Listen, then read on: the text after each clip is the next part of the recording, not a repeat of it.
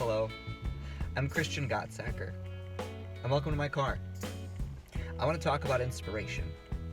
I've been writing some stuff down, letting things percolate. What inspires you? Love, life, loss, friendship, family, faith, the 3 F's. Usually it's all of the above, but certain things are that which push you into the edge, into your next destination, where you know that you're supposed to be.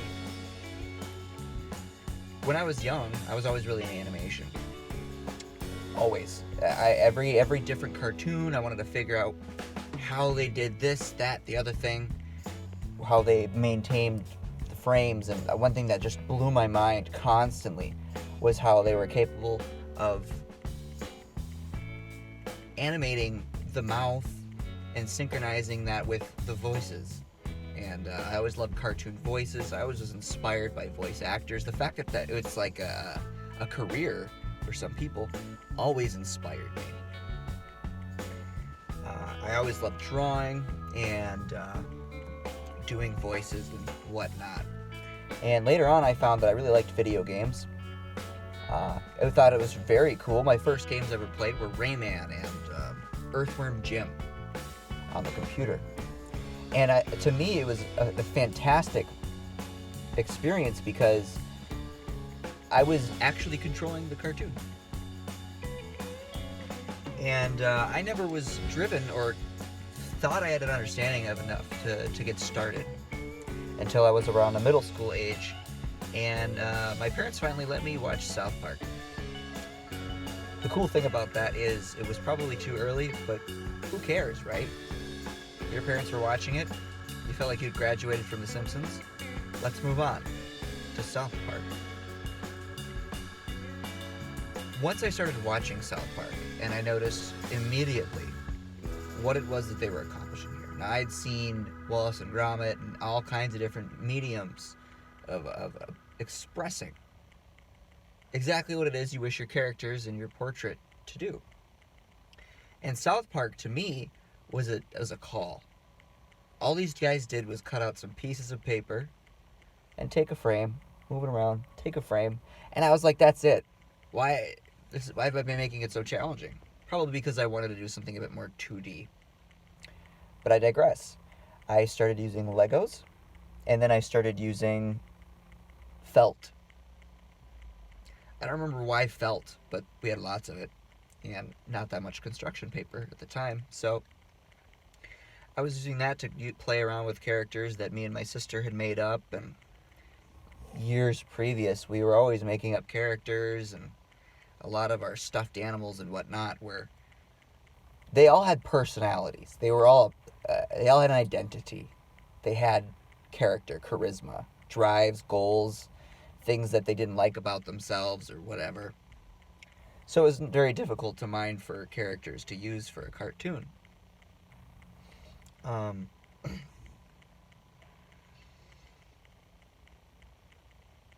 So my father allowed me to use a camera recorder, called it a camcorder. It was a miniature cassette tape, and I would hit the button and hit it really quick so that I could, get just a really quick frame.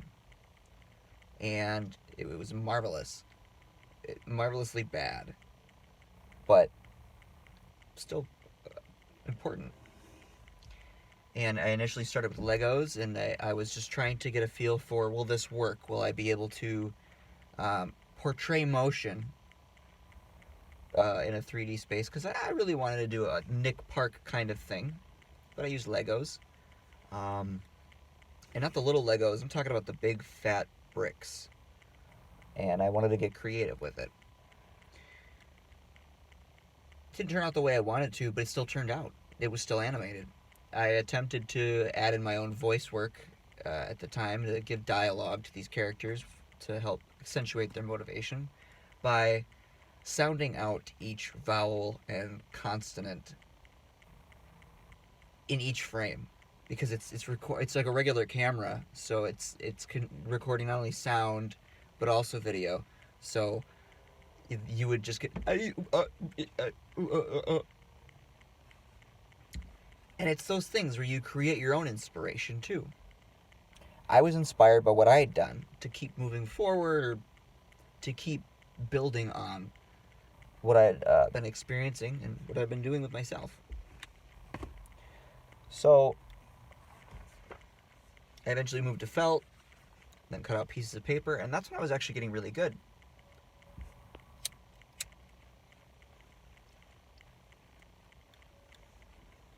Further on down the road, we could say, I'd done some animation projects that the town, the local people had seen, and did an arts infused project at a local charter school, Etude, about the Waco siege, and it was kind of an amalgamation of the style of Mike Judge cartoons with the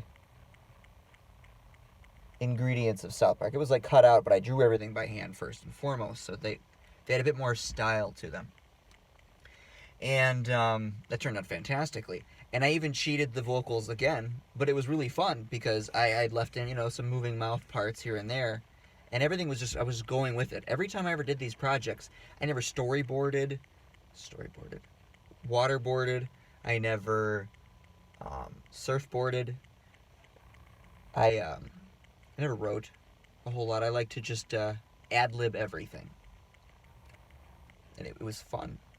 Because I was really more concerned about becoming a better animator.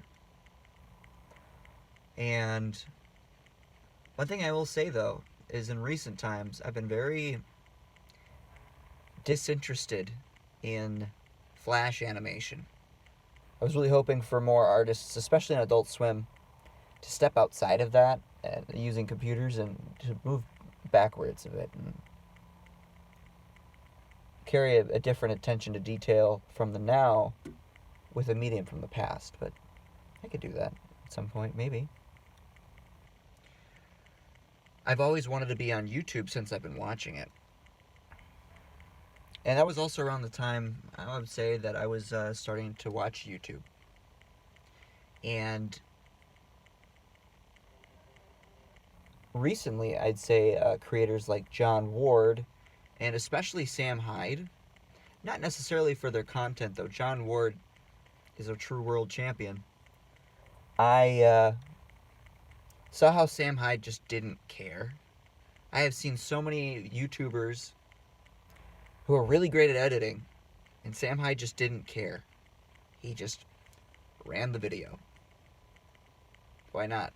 Now, this isn't necessarily saying that I'm influenced by what he was talking about, but like I said, all he did was record with his computer and threw like a Mario track or something over in the background. And that's fantastic. Crude. Simple. Because I've spent a lot of time in my life overthinking the medium and how to obtain the results that I want. And I've had conversations here and there with friends who want to do this project or that project that want to, we got to buy this thing so that we can do this thing, and we got to buy this thing so that we can do this thing. I just want to do it. I love the sound of my own voice, and I want to share it with people. Maybe it's narcissism. I don't really believe so, because what good would that really do me? I like playing with my voice. I don't really believe that vocalization is necessarily an inherited genetic trait. Like people from the north having a, well, hey there, a kind of accent versus people from the south being, well, hello there, howdy. Not the best accents I've ever done, but that to me is much more of a learned thing. And so I always fought to defy like what it is that makes the characteristics for a person, especially in your surroundings, and be true to myself at all times. Even if it didn't seem like I was following a path that everybody else was taking. Which is why I'm here.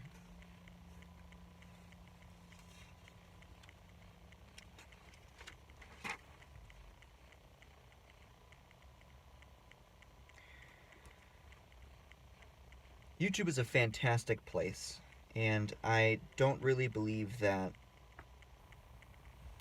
I want to get paid to do this necessarily. If that happened, that'd be fantastic. But more or less, this is an exercise of getting out there or getting in my car and trying something different.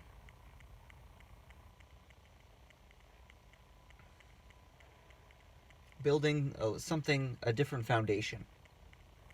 Or laying fresh bricks on top of an old one. I don't anticipate where the trajectory of this channel, or whatever this is at this point, where it will go. I really hope that someone stumbles upon this and enjoys an element or two of it, wants to reach out. Because life's primarily about the network. Inspiration.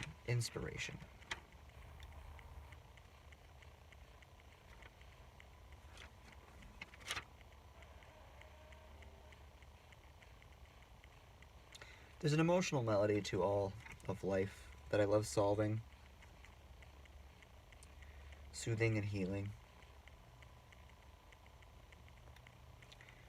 And I want to find out to help you.